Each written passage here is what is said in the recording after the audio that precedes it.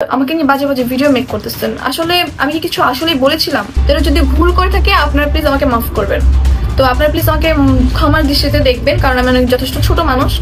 Hello Bangladesh, recently দেখতে পাচ্ছি social মিডিয়াতে সবাই সম্প্রতি স্টার গল্পকে একটা সাক্ষাৎকার দিয়েছিলেন টিকটকার আরোহী মিম। সেখানে তিনি এক পর্যায়ে বিশ্বসেরা অলরাউন্ডার সাকিব আল হাসানকে ট্রল করেন। মানে সেই সাক্ষাৎকারে তাকে বলা হয়, আমরা একজন একজন করে মানুষের নাম বলবো আর তোমাকে তোমার অঙ্গভঙ্গি দিয়ে দেখাতে হবে যে সেই মানুষটা তোমার কাছে কেমন। প্রথমেই যখন তাকে সালমান মুক্তাদিরের কথা বলা হয় তখনই তার রিয়াকশনটা ছিল এই রকম।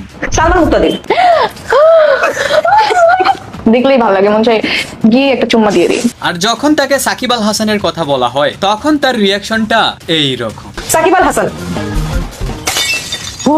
আমি একদম আশা করি কেন কেন কেন তুমি জানো না? মানে তিনি বুঝাতে চেয়েছেন সাকিব আল হাসানকে তিনি পছন্দ করেন না। এর পেছনের কারণ একটাই, কোটা আন্দোলনে সাকিব আল হাসানের নীরবতা। আর তারপর থেকেই এই টিকটকারকে মানুষ নানাভাবে ট্রল আর বুলিং করছে, সেটা সোশ্যাল মিডিয়ায় হোক কিংবা বাস্তবে। সব জায়গায় আরোহী মিমকে সাকিব আল হাসানের সমর্থকরা এত পেরা দিতে শুরু করেছে, অবশেষে বাধ্য হয়ে ক্ষমা চাইতে হয়েছে আরোহী মিমকে। গতকাল তার টিকটক অ্যাকাউন্টে একটা ভিডিও আপলোড করে তিনি বলেন, আমাকে নিয়ে বাজে বাজে ভিডিও মেক করতেছেন। আসলে আমি কি কিছু আসলেই বলেছিলাম? তাহলে যদি ভুল করে থাকে আপনারা প্লিজ আমাকে মাফ করবেন।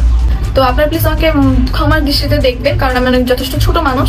তাছাড়া আরোহী মিম যখন সাকিব আল হাসানকে নিয়ে ট্রল করেছেন তখন গণমাধ্যমকে একটা সাক্ষাৎকার দিয়েছেন সাকিব আল হাসান নিজেও। সাকিব আল হাসান বলেন, আরোহী মিম কে? সে আমাকে নিয়ে সমালোচনা করলেই কি আর না করলেই কি? আমার যথেষ্ট নেম ফেম রয়েছে আর আমি আমার ক্যারিয়ারের শুরু থেকে এখন পর্যন্ত শুধুমাত্র সমালোচনার মধ্যেই রয়েছি, তাই আমি সমালোচনাকে পরোয়া করি না। কে কি বললো, it doesn't matter. So dear audience, Sakib Al হাসানকে নিয়ে ট্রল করে বেশিক্ষণ টিকতে পারলেন না এই টিকটকার, অবশেষে তাকে প্রকাশ্যে ক্ষমাই চাইতে হলো। সো ডিয়ার অডিয়েন্স, এই বিষয় নিয়ে আপনার কি মতামত অবশ্যই কমেন্ট করে জানাবেন, and please guys subscribe to our channel.